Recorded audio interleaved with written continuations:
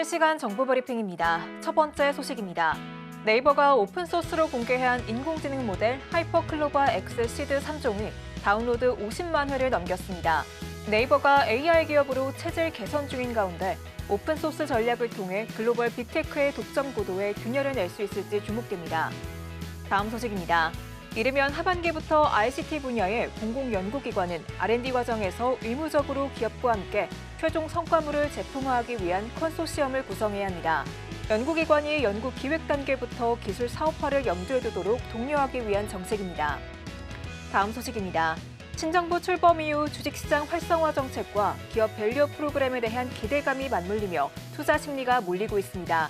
9일 코덱스 200이 단 하루 만에 개인 투자자 순매수 523억 원을 달성했다고 밝혔습니다. 마지막 소식입니다. 티빙과 웨이브의 합병이 8분 능선을 넘었습니다. 공정거래위원회는 내년 말까지 현재 요금을 유지하라는 조건을 달고 기업 결합을 승인했습니다.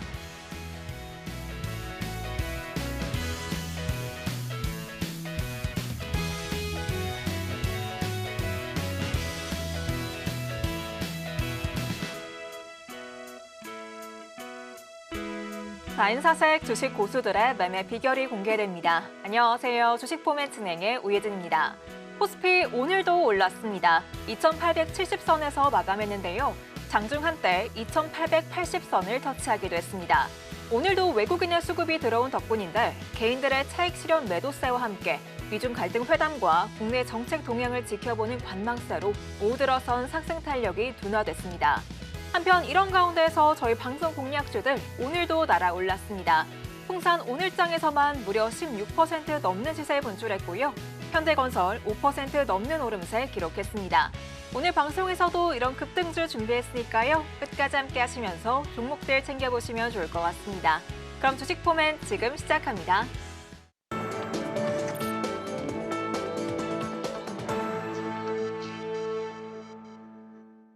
화요일인 오늘은 장자방 전문가님과 함께합니다. 전문가님 어서 오세요. 안녕하세요. 네, 전문가님 그동안 계속 여름까지 상승상 이어질 거다 말씀해 주셨는데 정말 나날이 시장이 오르고 있습니다. 특히나 전문가님의 종목들 워낙에 잘 가고 있는데 요즘 시장 기분 좋게 보고 계실 것 같아요. 네, 뭐 그냥 말씀드린 대로라서 편안하게 보고 있습니다. 네, 어떻게 보셨는지 자세히 리뷰해 주시죠. 자, 시장이 조정 나올 때 주식을 사는 거고 시세가 날 때 분할로 차익 실현하는 게 기본입니다. 그런데 재밌는 얘기를 하나 해드릴까요? 사람들이 주식을 싸잖아요. 더 떨어질까 봐 안 사요. 근데 막 오르기 시작하잖아요. 더 오를까 봐 삽니다. 이게 어떻게 보면 원숭이 같다라고 생각이 들어요. 우리가 쌀 때 여기가 바닥이고 요쯤에서부터 내가 산다면 손해가 별로 없을 거야 라는 자리에서 매수를 해야 되고, 그리고 남들은 야 더 갈까 더 갈까 우와 우와 신난다 이럴 때 나는 차익 실현을 하는 것이 좀 안전하지 않나라고 생각합니다. 주식을 제가 하면서 많은 분들과 상담을 하고 많은 분들의 사례들을 같이 이렇게 겪어보면서 느끼는 건, 왜 사람은 쌀 때 안 살까라고 생각해 보면 어찌 보면 그게 공포감이기도 하고요. 눈에 보이지 않는 것에 대한 믿음이 없는 겁니다. 우리가 왜 사람을 만날 때도 저 사람의 지금 가능성이 꽤 높은 사람인데 현재 저평가돼 있는 사람, 그 사람을 만나서 나와 인연이 되면 함께 성장하면서 가치가 올라가는 것, 이게 제일 기본이지 않습니까? 이미 고평가된 사람을 되게 많이 비싼 돈을 주고 고용하기는 되게 어렵잖아요. 그런데 주식도 같은 관점에서 보셔야 되는데 오르기 시작하면 이제 막 살까요? 물어보세요. 저한테 자동차 지금 살까요? 반도체 지금 살까요? 2차 전지 더 살까요? 테슬라 바닥에 사라 그럴 때 안 사다가 이제 살까요? 양자 컴퓨팅 지금 살까요? AI 관련주 지금 살까요? 물어보시면 저는 무조건 노입니다. 왜냐하면 지금 더 갈 수도 있어요. 그런데 조정이 나오지 않는다는 보장도 없기 때문에 저는 그런 매매를 하지 않습니다. 그래서 어찌 보면 제 방송을 보시는 분들이 답답하게 보이실 수도 있습니다. 왜냐하면 상승장에 저는 할 말이 없거든요. 이미 다 사놨고 가지고 있는 걸 끌고 가는 것이고, 특별히 상승장에 제가 뭘 살 건 없습니다. 조정장에 사서 끌고 가는 거니까요. 그래서 어찌 보면 하락장일 때 남들은 굉장히 괴로워하고 얼굴 새까맣게 죽어서 방송하시는 분들 많이 보실 거예요. 말은 못하지만 얼마나 속 끓겠습니까? 그런데 저는 하락장에 선물 옵션으로 돈을 벌고, 그리고 하락이 걸쭉 끝나간다 싶을 때 저는 주식을 삽니다. 남들 거의 최악이라고 얘기하고 얼굴이 완전히 시꺼멓게 질려 있을 때 주식을 삽니다. 그리고 남들 야 이제 좀 본전 오나 보다 할 때 저는 팔아버려요. 그래서 손해가 별로 안 나는 것이고, 수익을 많이 낼 생각은 저는 별로 없습니다. 왜냐하면 많이 내려고 덤비게 되면 잘못된 매매 할 수밖에 없거든요. 그래서 전 여러분들께 오늘 이렇게 말씀드려보겠습니다. 내일 모레 목요일 날이 선물옵션 만기예요. 그런데 6월 만기가 끝나고 나잖아요. 그러면 조정이 한번 올 겁니다. 그동안 4월 초부터 시작했고 지금 6월 10일인데 딱 2달 동안 쉼 없이 단 한 번도 조정 없이 계속 올랐거든요. 미국장이 중간 조정이 나왔어도 우리장 조정 안 받았습니다. 그렇기 때문에 제가 다시 한번 여러분께 이렇게 말씀드리겠습니다. 시장의 상승은 이어간다. 여름, 가을까지 갈 거야. 제 생각은 이번 장의 꼭지는 9월에서 10월, 길으면 연장되면 11월이고 9월, 10월일 가능성이 되게 높습니다. 그런데 그대로 올라갈 거냐? 아니요. 중간에 한번 쏟아내는 파동이 분명히 있을 겁니다. 그게 6월 중순에서 7월 초 사이에 있을 거라고 보여지니 지금은 차익 실현하고 현금화 시킨 상태에서 기다리는 시간이 아닐까라고 말씀드릴 거고요. 오늘 여러분께 굉장히 상세하게 종목들 설명드릴 테니까 잘 들어보시고요. 그리고 제가 한 달에 딱 한 번 하는 라이브 강의가 있습니다. 장자방이 맨날 나와서 시황을 얘기하고 선물옵션 매매를 얘기하고 주식을 얘기하는데 저 사람이 진짜 매매하는 걸 한번 내가 보고 싶어. 어떻게 하는데 장중에 어떻게 뭐라고 얘기하길래 맨날 나와가지고 싱글벙글 웃고 있고 우린 저점에 샀다. 내가 놓친 건 어쩔 수 없다라고 여유만만한지를 한번 여러분이 보시면 좋겠다 싶습니다. 언제 하냐면 내일 아침 8시 30분부터 3시 반까지 7시간 동안 단 1분도 쉬지 않고 책상에 앞에서 밥 먹어가면서 라이브로 풀로 하는 강의입니다. 보시면 선물옵션 시장 전혀 관심 없었던 분들도 주식시장만 보시는 분들도 한번 와서 보시면 되게 재미있을 거예요. 되게 짧은 시간 안에 엄청나게 수익률이 높아지거든요. 특히 옵션 만기를 앞두고 있기 때문에 이때의 옵션 수익률은 오늘만 해도 콜옵션 수익 날 때 바닥에서부터 400%씩 시세가 났습니다. 그렇기 때문에 여러분이 재미있는 종목들도 함께 볼 수 있고 선물옵션의 재미있는 매매를 저 사람은 어떻게 하는지 이렇게 눈여겨보시는 재미가 있을 것 같습니다. 오셔가지고요. 손해가 나면 놀려도 됩니다. 예, 손해가 나면 놀리셔도 되니까 수익이 나면 축하합니다도 하고 이런 종목도 이렇게 거래하는군요. 이런 매매법 이렇게 우리가 공략하는군요. 한번 배워보는 시간으로도 매력적이지 않을까라고 생각이 드니까 오셔서 함께 하셨으면 좋겠습니다. 8시 45분에 선물옵션 시장은 시초가가 출발합니다. 주식시장은 9시 출발하지만 그래서 8시 30분까지는 오셔야만 장 출발 전에 브리핑을 듣고 그리고 시황을 함께 할 수 있고요. 보통 선물옵션 시장은 오전에 1시간에서 1시간 반에 당일날 움직이는 파동의 70%의 시세가 다 납니다. 그러니까 오전에 늦지 않게 와주십사 말씀드리고요. 무료 공개 강의는요. 한 달에 딱 한 번입니다. 장중 라이브 강의 한 달에 한 번인데 그게 내일이니까요. 늦지 않게 오셨으면 좋겠고 오실 수 있는 참여 방법은 아래 화면 하단으로 들어오시게 되면 아침마다 올려드리는 시황 함께 하실 수 있고 또한 내일 공개 방송 참여할 수 있는 입장 링크 받으실 수 있습니다. 함께 해주시면 감사하겠습니다. 우리 증시 상승세에 이어지다가 단기 조정이 나올 가능성 짚어주셨는데요. 하락장 속에서도 든든한 전문가님의 선물 옵션 더 자세히 알아보실 수 있는 공간 준비해뒀습니다. 바로 내일이죠. 11일 수요일 아침 8시 30분부터 7시간 동안 무료 공개 방송 진행해주고 계십니다. 전문가님이 직접 하시는 이 선물 옵션 실전 매매를 보실 수 있는 기회인데요. 한 달에 딱 한 번 있는 기회인 만큼 참여하셔서 수익 랠리 함께 보시면 좋을 것 같습니다. 그럼 지금부터는 섹터별로 투자 전략 한번 짚어보도록 하겠습니다. 전문가님, 현 시점에서 저희가 더 담을 만한 종목들 어떤 종목 있을까요? 예, 먼저 저희가 지금 갖고 있는 그리고 집중 공략하고 있는 종목들을 한번 살펴보겠습니다. 화면 보이시죠?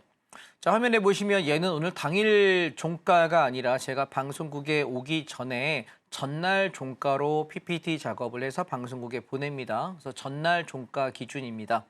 자, 첫 번째는 제가 반도체 섹터는 차익 실현을 제법 많이 했고 70% 정도 팔았기 때문에 수량이 이제 얼마 남지 않았습니다. 그런데 아직 덜 올랐다, 자동차 괜찮아라고 이야기를 되게 많이 드렸던 것 같습니다. 기억하신지 모르겠는데요. 4월 달에 초에 자동차 쌉니다 사자라고 이야기할 때 코덱스 자동차 종목 코드 091180입니다.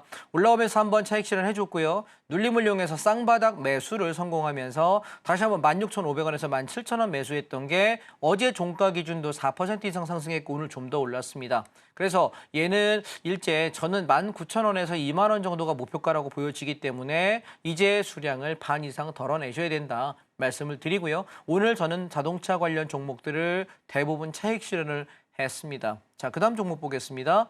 우리가 자동차 종목들은 두 개가 있습니다. 첫 번째는 완성차고요. 두 번째는 부품주입니다.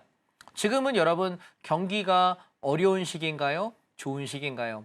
지금 얼마 전에 이제 새 정부가 출발했습니다. 새로운 대통령이 당선됐고 새로운 정부가 인적 구성을 하고 있는데요. 아직은 방향성을 모르겠습니다. 그런데 한 가지 확실한 것은 앞전 정부 대비 현재 새로 바뀐 정부의 정책은 딱 하나 분명한 건 있는 것 같습니다. 뭐냐면 돈을 무지하게 풀겠다는 거죠. 국채를 30조, 35조까지 추경 예산안을 풀겠다고 얘기하는데요. 사실 얘기가 멀리 가면 정치적인 얘기가 되기 때문에 그냥 경제적인 거에 국한해서 이야기 드리겠습니다. 가치 판단 여러분이 하십시오. 우리가 호텔 경제론이라고 합니다. 현 대통령의 경제론, 호텔 경제론이라고 얘기하는데 쉽게 말하면 이런 겁니다. 내가 호텔에 와서 돈을 냈습니다. 호텔 숙박료 오늘 10만 원입니다. 냈어요. 그럼 호텔 주인이 돈을 받아서 그거를 옆에 가서 빵도 사 먹을 수 있겠죠. 빵집 주인은 그거 받아가지고 혹시 옆에 가서 저기 치킨 사 먹을 수 있겠죠. 또 받아서 세탁해야 되겠다. 옷도 좀 할 수 있겠죠. 줄줄이 돌립니다. 그런데 나중에 그렇게 10만 원을 가지고 한 말이 다 돌았어요. 그리고 나서 그 10만 원을 처음에 내가 호텔에 들어오겠다고 예약했던 사람이 취소해버립니다. 그럼 어떻게 될까요? 실제 돈이 들어온 건 없습니다. 들어왔던 예약 때문에 돈을 썼는데 근데 현 정부에서 뭐라고 얘기하냐면 경제가 돈이 돌기 때문에 경제에 활력이 돋습니다라고 이야기합니다. 자, 여러분, 이건 케인즈의 신경제학 이론에서 바라보면 허상입니다.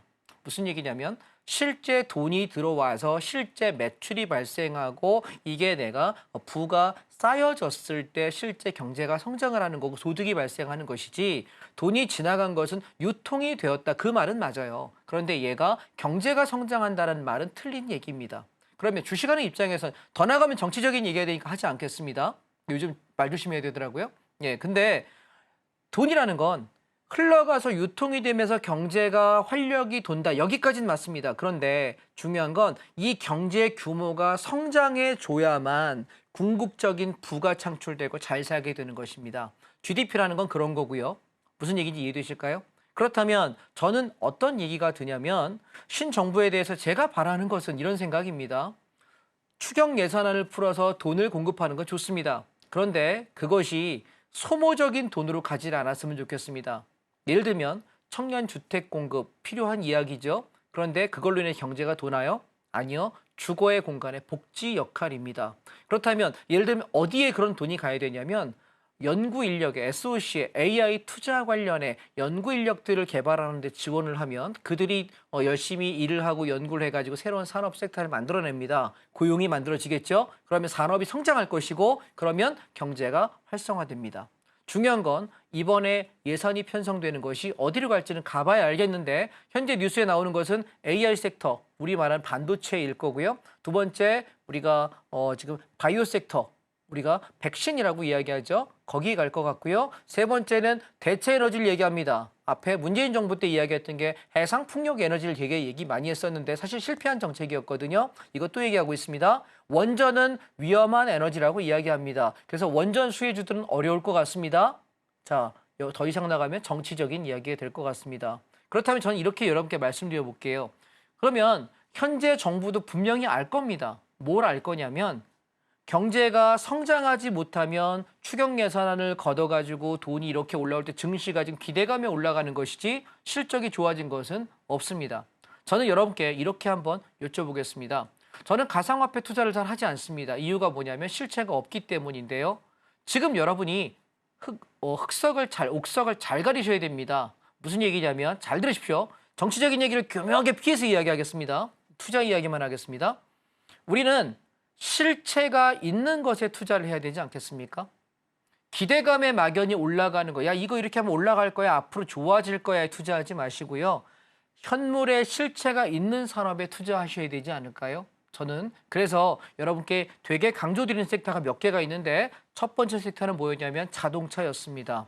지금은 자동차가 없이 살기 어려운 현대사회입니다. 그런데 현재 경제 규모가 되게 어렵습니다. 어렵다면 새 차를 살까라고 물어본다면 저한테 만약에 너 새 차 바꿀래? 좋은 차 바꿀래?라고 물어본다면 돈을 아무리 많이 벌어도 경기가 어려우니 난 새 차보다는 좀 그냥 타던 차를 고쳐 탈래요? 라든가 이만큼 고가의 프리미엄 아주 고급 브랜드를 탈래라고 물어보면 이게 탈만한 거 탈래요라고 이야기할 겁니다. 그 얘기는 뭐냐면 완성차 업종이 많이 성장할 가능성보다는 제한적인 실적을 만들어가는 순환 정도의 흐름을 만들 가능성이 높아지고요. 그러면 누가 많이 올라갈 거냐면 차를 고쳐 타거나 중고차를 탈 가능성이 높거든요. 타던 차를 바꾸지 않고 좀 더 탈 가능성이 높거든요. 그렇다면 누가 오를 거냐라고 물어본다면 자동차 섹터에서는 부품 업종이 더 많이 오를 거다라고 여러분께 겨울부터 엄청나게 강조드렸습니다. 그런데 결과부터 한번 보시겠습니다. 자, 어제 종가 차트입니다. 현대차입니다. 저희가 바닥주에서 매수 18만 원대 매수해서 올라올 때 20만 원까지 겨우 한 10%밖에 안 올라왔어요. 다시 눌렸습니다. 18만 원대 초반에 받았더니 지금 20만 원 정도 이제 겨우 올라오네요. 10% 정도 수익 났습니다. 그런데요, 얘는 완성차입니다. 자, 부품주 보시죠. 현대차, 기아차 관련 부품주 중에 제일 똘똘한 놈이 누구라고 이야기했을까요? 짠, 현대모비스입니다. 자, 어제 기준 11% 장대 양봉을 세우네요. 자, 여러분, 우리가 주식을 볼 때 제일 먼저 보셔야 되는 게 뭐냐면 실체가 있는 것이라고 이야기하겠습니다. 무슨 얘기인지 이해되시겠습니까? 정부가 여러 가지 발표할 겁니다. 그런데 정부가 정말 약속을 지켰던 기억이 많이 없잖아요. 그죠? 저만 기억이 있는 거 아니죠? 여러분, 이쪽 정부를 하든 저쪽 정부를 하든 어느 정당이 선택하더라도 자기가 한 말을 잘 지켰던 정부가 우리가 기억에 있나요? 저 별로 많이 없는 것 같은데요. 그러니 정책을 신뢰하거나 정치적인 발표들을 믿지 마시고요. 실체가 있는 산업인지를 보시기 바랍니다. 정치인들은 말로 하는 직업입니다. 그렇기 때문에 말해놓고 내가 지키지 않아도 불소추 특권이 있고요. 형사 고발당하지 않습니다. 그러니 아무 말 대잔치 하고 그중에 지키면 와 잘했다. 못 지키면 정치인이 그렇지 뭐. 이렇게 하는 전략이 많은 것 같습니다. 그러니 정책 중에서 지켜질 가능성이 높은 곳을 우리가 투자해야 되지 않을까. 우리 소중한 돈은 그렇게 지켜가면 좋겠습니다. 저는 그래서 여러분께 이렇게 말씀드립니다. 현대모비스 조정 시에 우리가 매수했다가 이렇게 올라 30만 원 찍던 날 다 팔았거든요. 그리고 눌릴 때 4월 초에 제가 뭐라 그랬죠? 불경기다. 뭐 사라? 부품주 사라. 현대차, 기아차, 자동차 바꾼 사람 주변에 많이 있느냐? 별로 없습니다. 돈 되게 많으신 분들은 모르겠고요. 자동차가 인생에 굉장히 중요하다고 생각하는 분은 모르겠는데 대부분의 사람들은 요즘 자동차 잘 안 바꿉니다. 그냥 타던가 차라리 있던 차도 세워놓고 대중교통 타는 세상이 돼버렸으니까요. 그런데 올라올 때 모비스가 왕창 올라와서 앞전 고점을 돌파할 수 있는 상승일지 모르겠어서 저는 오늘 대부분의 주식을 차익 실현했습니다. 그리고 다시 조정이 올 거라고 생각합니다. 길어봐야 1, 2주 기다리시면 또 싸게 살 기회가 있을 거니 그때 한번 들어가시면 좋겠고 언제 사면 좋겠냐라고 이야기를 지금 다 해드리면 내일 온라인 특강 안 오실 거잖아요. 그러니까 온라인 특강에 오시면 재매수 타점은 이야기 드리겠습니다. 다음 종목입니다. 반도체 섹터인데요. 저희가 조정이 나올 때 시장에서 매수 이야기할 때 똑같이 4월에 반도체와 자동차를 산다. 근데 반도체를 좀 더 많이 사자라고 이야기했습니다. 왜냐하면 AI라고 하는 세상, 소위 말하는 챗 GPT, 인공지능 세상이 벌어졌을 때 여러분 뭐가 제일 핵심 부품이냐라고 물을 때 바보가 아니면 반도체인 건 다 알 겁니다. AI 관련주라고 이야기를 많이 하는데 결국은 반도체예요. 이해하시겠어요? 그래서 반도체 떨어질 때 사라 그랬는데 보시면 반도체는 이만큼 올랐어요. 그래서 저는 반도체는 지금 7, 80% 팔아야 되는 위치라고 생각합니다. 왜 한번 숨고르기 들어오면 3만 1, 2천 원대에서 한 번 더 살 겁니다. 고점에서 10% 정도에서 20% 정도 빠지면 다시 사야 될 시점이기 때문에 지금은 기다려야 될 시기다. 오늘 조정 좀 나오더라고요. 조금 기다렸다가 싸게 한번 사드리도록 하겠습니다. 자, 그 다음 종목입니다. 제가 여러분께 바이오 관련 종목을 작년 12월 달에 2025년 요망주라고 이야기를 드리면서 종목을 3개 이야기했습니다. 첫 번째는 녹십자였고요. 두 번째 녹십자 홀딩스였고요. 세 번째가 SK 바이오사이언스입니다. 그리고 또 하나가 삼성 바이오로직스였던 것 같습니다. 백신 관련 종목 중에서 우리가 제일 신뢰할 만한 종목은 사실 녹십자 홀딩스가 가장 원탑이고요. 그 다음에 우리가 볼 만한 게 몇 가지 종목들이 있었습니다. 근데 보세요. 제가 사는 종목을 가만히 여러분이 제가 운영하는 시황방에 들어와서 여러 해 동안, 오랜 기간 동안 보신 분들은 그런 얘기를 드리더라고요. 제가 말씀드린 종목 중에 오르지 않은 종목을 아직도 한 번도 본 적이 없다고요. 제가 지금 서울경제TV 생방송 출연한 지가 만으로 3년입니다. 3년 동안 하락장도 있었고 급락장도 있었는데 제가 샀던 종목들 여러분 여기서 사면 좋을 것 같아요 라고 했던 종목 중에 오르지 않은 종목이 단 한 종목이라도 있었나요? 하나도 없었습니다. 물려서 꼭지에 사자고 한 적이 있었나요? 단 한 번도 존재하지 않았습니다. 제가 사서 조금 더 오랜 기간 동안 시간이 걸렸던 종목은 있습니다만 물려 있거나 손해가 난 종목은 없는 것 같습니다. 그리고 저는 꼭지까지 먹겠다는 생각이 원래 없습니다. 왜냐하면 꼭지는 신이나 알까 모르겠습니다. 꼭지를 자꾸 먹으려고 들잖아요. 어떻게 되냐면 꼭지가 도는 수가 생겨요. 그러니까 꼭지 자꾸 찾지 마시고 우리가 바닥에서 내가 분할 매수하고 올라올 때 적당히 팔고 나가시는 전략이 어떨까라고 생각합니다. 저는 우리가 바이러스 관련 이슈들이 몇 년마다 계속 돌았어요. 4, 5년마다 계속 돌았는데 예전에 최초에는 메르스라는 게 있었죠. 한 4, 5년 지나고 사스라는 게 있었고요. 4, 5년 지나고 신종플루가 있었습니다. 또 한 4, 5년 지나고 나서 코로나가 있었는데요. 코로나가 2020년이었거든요. 지금 25년입니다. 보통 5, 6년 정도 지나면 호흡기 관련 질환들이 계속 재발했던 게 최근에 20년간의 사이클이었습니다. 그래서 제가 작년 12월 달에 11월 달에 트럼프 대통령 당선될 즈음 이야기 드렸던 것이 뭐냐면 우리나라의 2025년에 유망주가 뭐냐라고 물었을 때 반도체와 자동차 부품주라고 했습니다. 완성차가 아니라 부품주, 특히 모비스, 위아, 만도라고 이야기를 드렸었고요. 그다음에 백신 관련 종목들 중에서는 녹십자 홀딩스와 녹십자, 그다음에 유한양액 좋다라고 이야기 드렸고 하나 더 하자면 SK 바이오사이언스 괜찮다. 그것들 쌀 때 사시라고 이야기를 매우 많이 드렸는데요. 결국은 보시면 우리가 연초에 열심히 사놨던 종목들이 많이 올랐죠. 12,000원 찍고서 벌써 어저께 종가가 16,900원이니까 40% 이상 수익 났습니다. 조금 더 갈 거라고 보여지긴 합니다만 안전하게 이쯤에서는 70% 정도 현금화 시키시고 남은 수량은 16,000원 깨지면 몽땅 다 정리하시고 16,000원 안 깨지면 조금 더 가져가 보시면 좋겠습니다. 다행인 것은 아직까지 우리나라의 홍콩이라든가 이쪽 동남아 쪽 중국 쪽에서는 코로나가 재발해가지고 어디에는 뭐 5천 명이 사망했다, 10,000명이 사망했다 이런 기사들이 뜨고 있는데 아직까지 우리나라에는 대유행이라는 기사까지는 아직 안 뜨고 있어서 다행이라고 생각하는데 그러나 마스크는 쓰고 다니십시오. 조금 위험해 보입니다. 자, 그다음이요.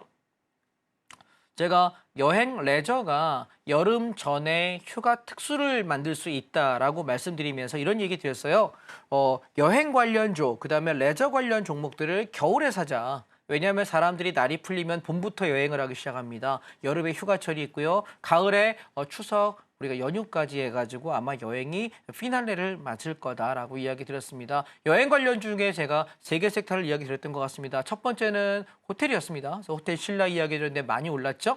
그다음 두 번째가 여행사. 하나투어입니다. 지금 보시게 되면 얘가 지난번에 우리 딸한테 4월 말에 똑같이 샀을 때 바닥 46,000원에서 54,000원까지 올라가면서 약 20% 가까이 올랐습니다. 그리고 조정을 이용해서 쌍바닥짜리 재매수 우리가 5월 말에 여러분께 제가 온라인 특강을 할 때 이 얘기 드렸습니다. 여행 레저 갈 자리 남았다. 여름까지 좀 더 올라갈 거야. 그런데 항공, 그다음에 우리가 숙박, 그다음에 투어 관련 여행사 이렇게 한번 보시면 좋겠다라고 얘기했는데 꽤 많이 올라왔습니다. 그래서 저는 얘가 어디까지 갈 거라고 보여지냐면 57,000원에서 58,000원 직전 고점대까지 보시면 다 파시면 좋겠고요.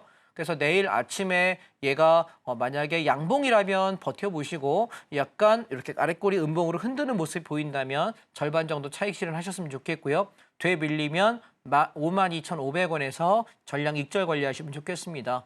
여행업은 계속해서 사람들이 계약을 하고 여행 가겠다라고 하게 되면 이 여행사에게는 매출로 증가하는 거거든요. 그러니 우리가 주식을 하는 사람이라면 인사이트를 이렇게 생각해 보세요. 내가 여행 갔는데 야 공항에 볼 사람 되게 많네. 그건 뭐죠? 근데 여행 관련주를 한번 보는 거예요. 그리고 항공주를 한번 보는 거죠. 대한항공을 한번 보시는 거고 그다음에 내가 호텔 갔더니 아씨 이 호텔은 별론데 내가 신라 호텔 갔더니 되게 좋네. 근데 얘가 언제 그러면 매출 성장할까? 생각해 보시면 여러분 언니예요. 봄부터 여름, 가을까지 특수가 있을 때가 좋겠죠. 그러면 겨울에는 호텔 수요가 많이 있을까요? 뭐 호캉스 가는 일부 수요를 제외하고 여행 수요는 많이 적거든요. 그럼 언제가 쌀까요? 이게 겨울이 싸겠죠. 그렇죠? 생각 조금만 해보면 금방 알 수 있는 거거든요. 그러니까 우리가 주식을 하는 사람이라면, 투자를 하는 사람이라면 내가 실생활에서 사용하는 것들을 잘 한번 돌아보시면 내가 투자할 포인트를 충분히 찾을 수 있다 말씀을 드리겠습니다. 그 다음 포인트를 보시게 되면요. 자, 제가 또 하나 여러분께 이야기 드렸습니다. 우리가 택배방에 관한 얘기를 많이 드렸습니다. 택배 회사를 이야기할 때 우리가 당일 배송, 새벽 배송, 뭐 이런 거, 이길 배송, 특급 배송 이런 게 전부 다 되는 회사가 딱 2개 있거든요. 첫 번째는 쿠팡이고요. 두 번째는 CJ 대한통운입니다. 쿠팡은요, 자기 유통망이 있어요. 여러분 쿠팡 어플 들어가가지고 내가 뭘 주문할 게 있으면 주문하잖아요. 그러면은 뭐 로켓 프레시인가 뭔가 하면은 다음날 새벽에 막 오더라고요. 근데 그런 거 보면 편하잖아요. 근데 우리게 제가 그 쿠팡에서 저희 집에는 냉장고를 한 4년 전에 고장나서 샀거든요. 근데 제가 냉장고는 당연히 삼성전자 대리점 가서 사고 LG전자 대리점 가가지고 보고 이렇게 보고 사는 거라고 생각을 했는데 가서 봤는데 누가 친구가 저한테 그런 얘기를 하더라고요. 야 이거 저기 검색해보면 더 싸. 그래서 그래? 귀찮아가지고 했더니 야 많이 싸 그렇게 검색을 해봤더니 정말 싸더라고요. 그래서 검색을 하다 보니까 쿠팡에 나오는 게 제일 싸서 세탁기 하나 냉장고 하나를 주문했습니다. 그랬더니 하나는 삼성전자 하나는 LG전자인데 쿠팡에서 배달해가지고 와요. 그래서 어떻게 설치까지 다 해줍니다. 자 이건 뭐예요? 내가 유통망도 가지고 있고 내가 온라인 판매 플랫폼도 가지고 있는 거예요. 근데 쿠팡이 삼성전자 인수했나요? 쿠팡이 LG전자 인수했나요? 아니잖아요. 이 회사는 뭐 하고 있는 거냐면 그냥 내 플랫폼에 삼성전자 거 파는 걸로 올려줄래? 내가 팔아주고 수수료 받을게. 내가 LG전자 거 여기서 내가 세탁기 내가 팔고 나면 수수료 몇 프로 내가 받을게. 여기서 니네 팔아줘. 왜냐하면 LG전자 매장이 요즘 잘 안 갑니다. 삼성전자 대리점이 잘 안 가거든요. 그러니까 우리 뭐 해요? 이렇게 판매 플랫폼을 통해서 해요. 근데 재밌는 건 이 쿠팡은 당일날하고 바로바로 해주고 서비스가 좋고 뭐 반품도 말 안 하고 해준단 말이에요. 근데 쿠팡에 이용하는 그 택배 배송 시스템은 쿠팡에서 판매하는 업체들에 대해서만 배송을 해줍니다. 그렇기 때문에 사실 어찌 보면 쿠팡의 배송 시스템이 업계 거의 1위, 2위를 다툴 거예요. 근데 자기들 회사 플랫폼에서 거래하는 걸 제외하고는 배송을 하지 않기 때문에 쿠팡을 우리가 택배 배송망의 회사라고 보여지긴 어렵죠. 자회사를 위한 거니까요. 자사의 망을 통해 거래되는 것만 하니까요. 그런데 저는 걔보다는 왜 쿠팡은 한계가 분명히 전 있다고 생각하거든요. 위탁 판매를 하는 플랫폼이다 보니까. 그래서 저는 그냥 순수하게 물건을 내가 뭔가 사가지고 주문했을 때 배송을 해줄 수 있는 시스템 중에 가장 관리 체계가 좋고 가장 이길 배송, 새벽 배송, 당일 배송 몽땅 다 되고 가장 AS망이 제일 갖춰진 회사가 어디냐라고 물어볼 때 제가 분석한 결과는 그 회사의 안정성까지 재무적인 모습까지 같이 바라본다고 한다면 CJ 대한통운이 압도적이다라고 말씀을 드리고 있습니다. CJ 대한통운은 제가 여러분 3년 전에 여기 방송 제가 런칭할 때부터 무지하게 말씀 많이 드렸던 종목인 거 기억하십니까? 올 초에도 제가 1월 말에 온라인 특강 때 여러분 이거 여기 8만 원대부터 사시면 도움이 될 거예요 라고 이야기 드렸는데 2월 달에 왕창 올라가면서 9만 8천 원까지 가면서 한 24%, 25% 수익을 줬던 종목이었고요. 그리고 내내 떨어질 때 말씀 안 드리다가 어디요? 여기. 예, 우리가 5월 달 말에 조정이 나올 때 8만 원대부터 사세요라고 이야기를 열심히 드렸는데 또 왕창 올라가면서 시세를 주기 시작합니다. 우리가 여러분 좋은 회사를 내가 골라놓고요. 조정이 나올 때 사고 올라갈 때 팔고를 반복하시면 어떨까 싶습니다. 자, 이번에 CJ 대한통운의 목표가는 9만 5천 원에서 6천 원 정도 될 것 같습니다. 요쯤 올라오시면 차익 실현하시면 어떨까라고 생각이 들고요. 그다음에 하나만 더 말씀드리겠습니다. CJ 대한통운은요 계속 연속해서 올라가고 상승할 만한 종목이라고 생각하진 않습니다. 왜냐하면 얘는 또 다른 대체 수단이 나오면 좋겠지만 사실 근데 우리가 택배망은요 웬만한 대기업이 접근해가지고 직접 잘하기가 어렵습니다. 왜냐하면 이 배송하는 분들을 잘 교육하고 시스템화 되어 있고 시간 안에 움직이는 여러 가지 통신망들이 모두 깔려 있기가 생각보다 되게 많은 돈과 많은 에너지가 필요합니다. 택배 한번 해보시면 이해 되실 거예요. 그래서 이 대한통운이 원래 별도 회사였는데 CJ에서 인수했죠. 왜냐하면 그래서 삼성 계열사 안에 들어가 있다 보니 거기서 움직이는 모든 물건들을 다 진행하기도 하고 외부에서 택배를 부탁하더라도 얼마든지 갖다 주는 업체다 보니 CJ 대한통운은 현금 흐름이 마르지 않을 것이고 특별하게 배송료를 많이 올린다든가 갑질하다가 폭망하는 경우가 아니라면 이 회사는 장기적으로 계속 캐시카우가 좋은 회사이기 때문에 조정 시에 샀다가 올라갔다 파는 걸로 우리가 평생 이 종목과 함께 하셔도 매우 좋은 종목이다라고 말씀을 드리겠습니다. 그럼 여름에 내가 담을 종목이 뭐냐?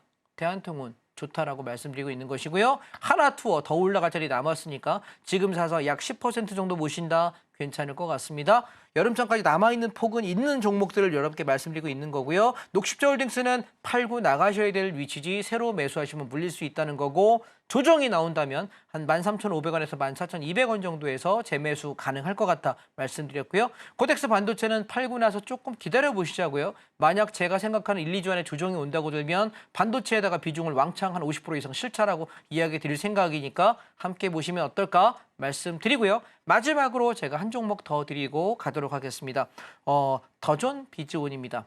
사업자를 여러분이 하시는 분이라면 더존 비즈온이 뭐하는 회사인지는 아실 것 같습니다. 우리가 사업체에서 회계 프로그램 있잖아요. 내가 여기서 뭐 옛날에는 우리가 경리라고 얘기했잖아요. 경리 부서가 따로 있고 경리 아가씨라는 얘기를 예전에 저희 부모님 세대는 많이 했었던 것 같은데 그 옛날에 경리 부서에서 하던 일을 이제는 프로그램 하나만 깔아놓으면 할 수 있거든요. 근데 경리 회계 업무를 하는 프로그램이 여러 개 있는데 그중에 가장 많이 팔려 있고 가장 사용이 편하고 가장 통용화되어 있는 프로그램이 더존 비즈온이라는 곳에서 우리가 움직입니다. 그런데 더존 비즈온을 제가 여러분들 연초에 말씀드리고 나서 55,000원대부터 90,000원대까지 갔으니까 거의 한 70% 정도 수익이 났단 말이에요. 되게 많이 났습니다. 그런데 이후에 한참 안 봤던 거 뭐냐면 여러분 이 종목을 보시면서 뭘 느끼셔야 되냐면 경기가 박살나고 있다는 걸 느끼셔야 돼요.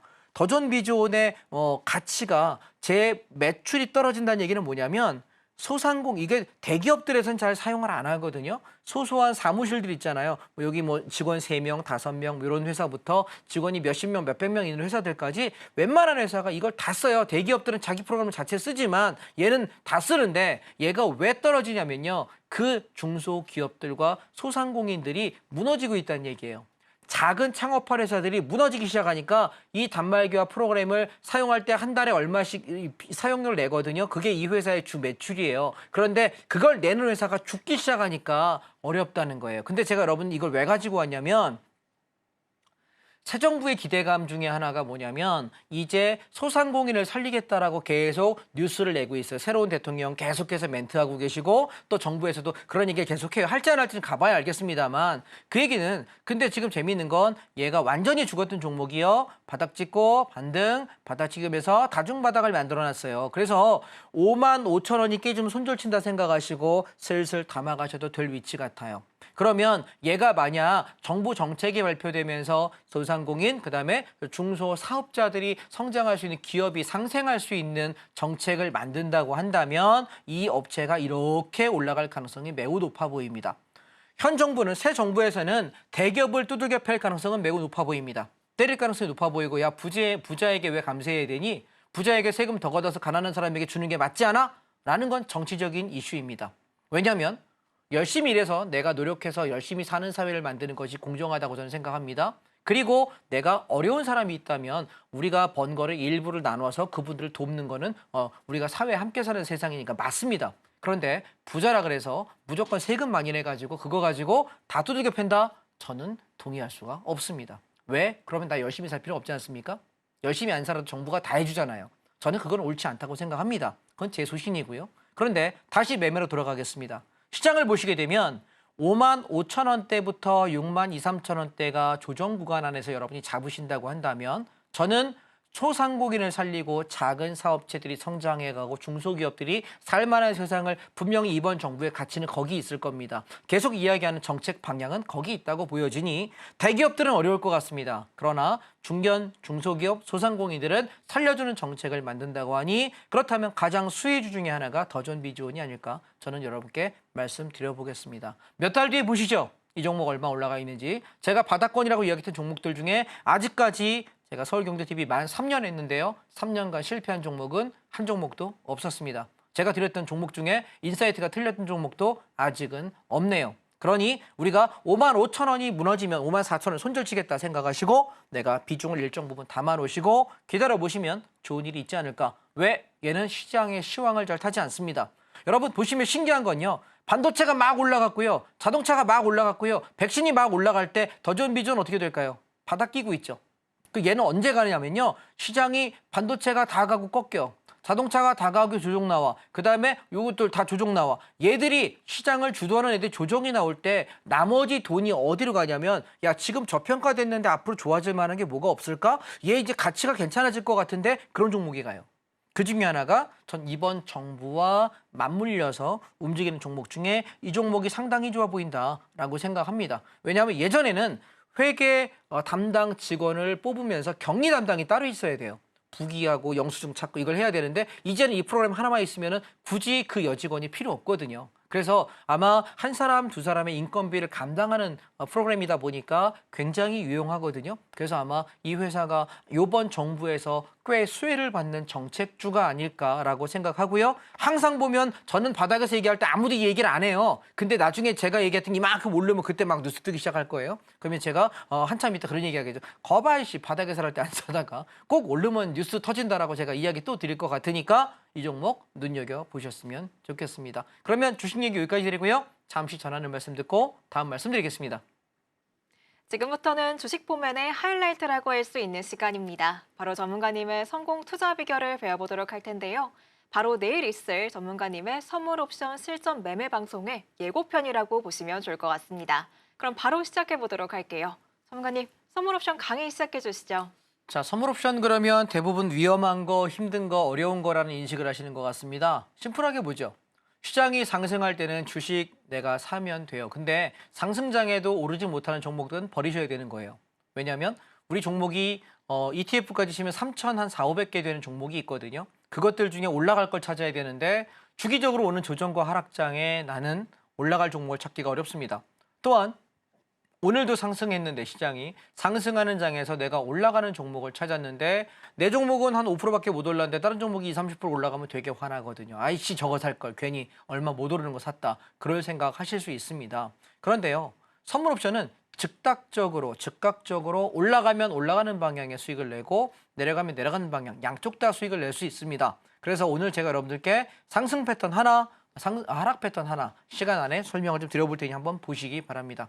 자, 선물 옵션은요. 화면을 보시게 되면 자 위에 차트가 선물 차트 5분봉이고요. 아래쪽에 있는 것이 콜 옵션 차트입니다. 그리고 오른쪽에 있는 것이 풋 옵션 차트입니다. 자 이렇게 보시면 선물 차트가 주식하고 똑같은 건요. 주가가 출발하고 나서 이렇게 왕창 빠져요. 그러면 주식 손해보겠죠. 그런데 선물은요. 내가 주가가 빠지면 선물 매도 공략, 즉 하방 진입을 해서 매도로 이만큼 내려가는 수익을 낼 수 있어요. 주식으로 말하면 공매도 같은 겁니다. 야 주식은 하락하면 손해보는데 선물 옵션은 하락해도 수익 낼 수 있네? 야씨 좋다.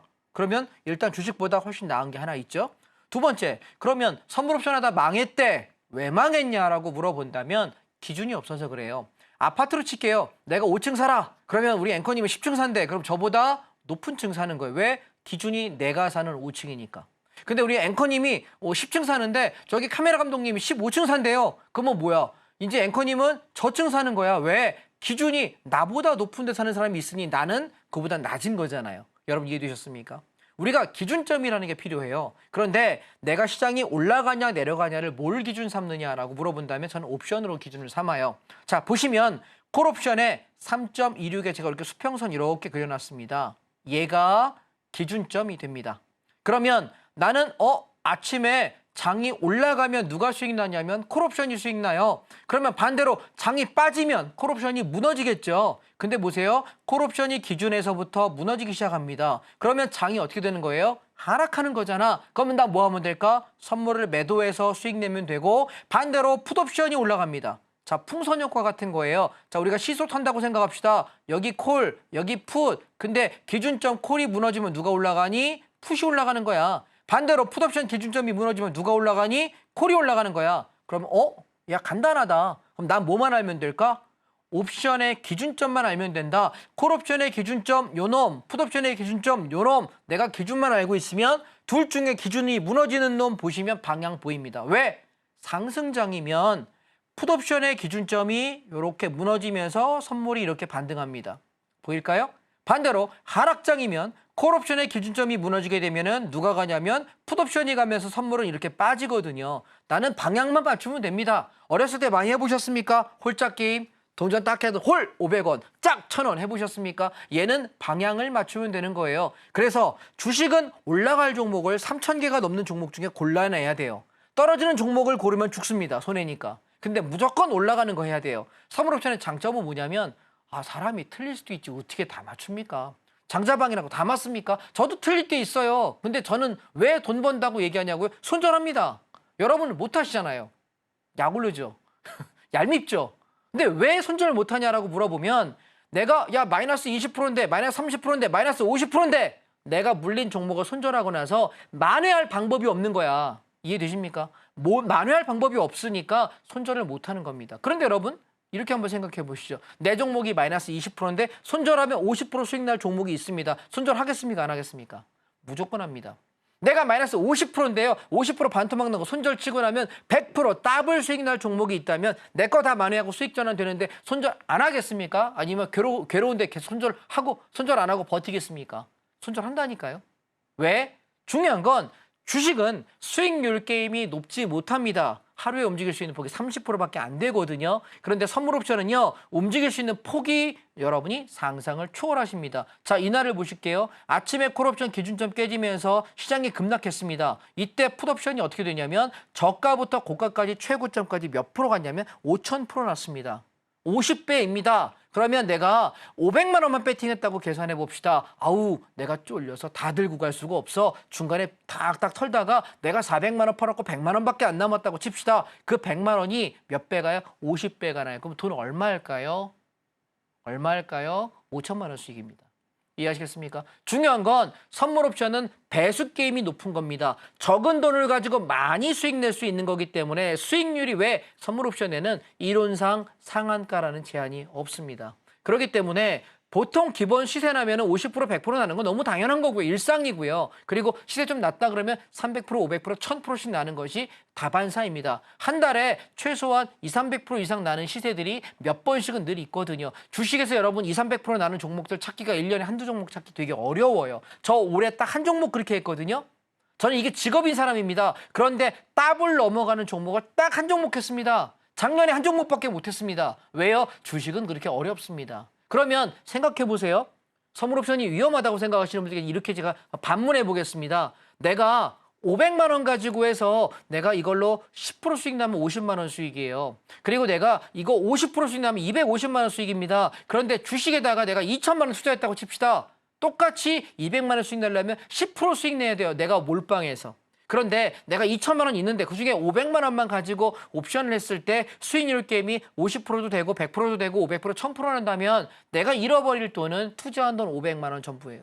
주식은요. 내가 2천만 원 전체를 잃어버릴 수 있는 돈이잖아요. 내가 투자한 돈의 데미지가 적기 때문에 수익률 게임이 높기 때문에 선물 옵션이 훨씬 더 유익하다. 전 그 얘기 드리고 싶은 겁니다. 그러면 상승장에는 어떠냐 보자. 하락장 하나만 더 볼까요? 자, 얘는 5월 9일 날 만긴 날이었습니다. 보시죠. 아침 장출발과 동시에 계속 계단식 하락으로 시장을 박살나게 빼집니다. 어떨까요? 콜옵션 기준점 하나 무너지는 거 보이셨나요? 이거 하나 보고 장은 쭉 빠졌습니다. 그때 우리 뭐 샀을까요? 하락하면 풋옵션 산다니까요. 풋옵션 샀더니 저점에서부터 고점까지 얼마 가냐면 1000% 났습니다. 하루 종일 버틸 체력이 없겠죠. 실력이 되기 전까지는 잘 못합니다. 그런데 여기 저점에서부터 이렇게 올라오는 오전에 30분 동안 올라왔던 게 몇 배 나냐면 300% 수익 났습니다. 적습니까?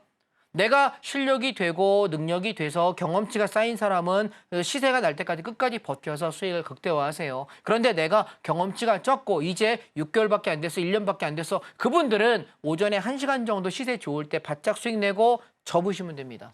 선물옵션 위험하다는 분들은 종가까지 오래 거래해서 잃어버리는 것입니다. 그러면 상승장은 어떤가 한번 보시겠습니다. 자, 6월 9일입니다. 어제장입니다. 보시죠.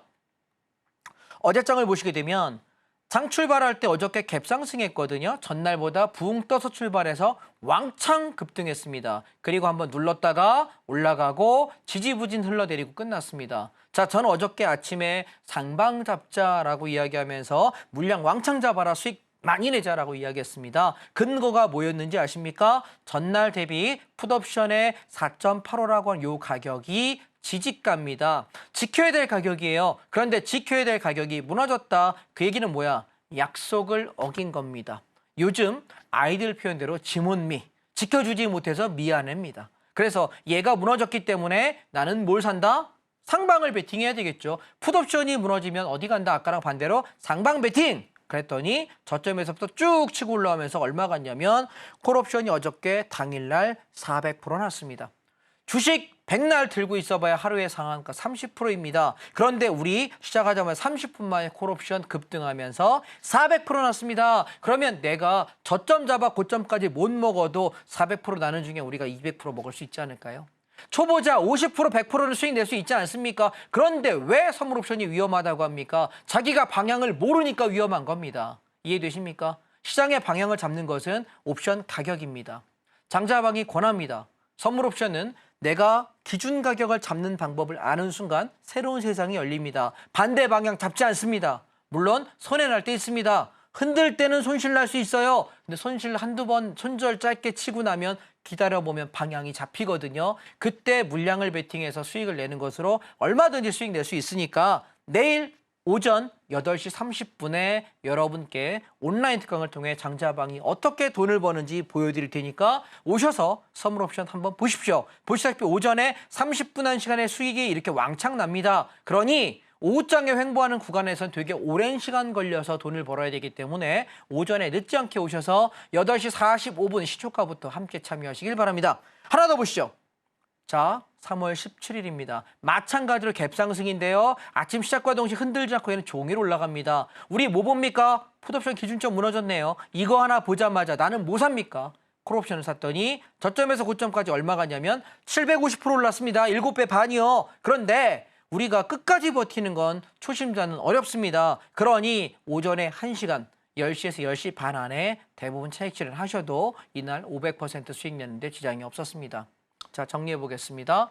선물옵션의 장점은 뭐냐고요? 하락장에는 풋옵션과 선물 매도로 수익 낼 수 있습니다. 상승장에는 주식이 상한가 30% 가는 것보다 몇 배 더 많은 수익을 낼 수 있습니다. 매우 매력적이고요. 또한 적은 돈 가지고 거래할 수 있기 때문에 리스크도 적습니다. 투자하는 금액이 적으면 리스크 적은 겁니다. 그러니 내일 오전 8시 30분부터 3시 반까지 오셔서 함께 무료 강의니까요. 7시간 동안 한번 보십시오. 시간 없는 분 오전에 한두 시간만이라도 보십시오. 그러면 어떻게 돈 버는지 충분히 보실 수 있을 것 같으니까 저는 내일 오전 8시 30분 공개 방송을 통해서 뵙도록 하겠습니다. 오늘 도움이 되셨길 바랍니다. 감사합니다. 이렇게 시장의 양방향에 대응할 수 있는 선물 옵션에 대해서 배워보고 왔습니다. 보다 자세한 내용은 내일 오전 8시 30분에 전문가님과 함께 하신다면 알아보실 수가 있는데요. 자막 하단 참고하셔서 한 달에 딱 한 번 있는 기회 잡아보시기 바랍니다. 그럼 저희 마지막으로 오늘 방송의 핵심 내용 큰 화면으로 만나볼게요. 오늘의 핵심입니다. 저가 매수에 성공한 반도체주와 반도체주의 추가 대응법 알아보고 왔습니다. 그리고 여행 레저주와 백신주 주목해보자는 분석 들어봤고요. 마지막으로 선물 옵션에 관한 자세한 내용은 내일 전문가님과 함께 하시면서 확인해 보시기 바랍니다.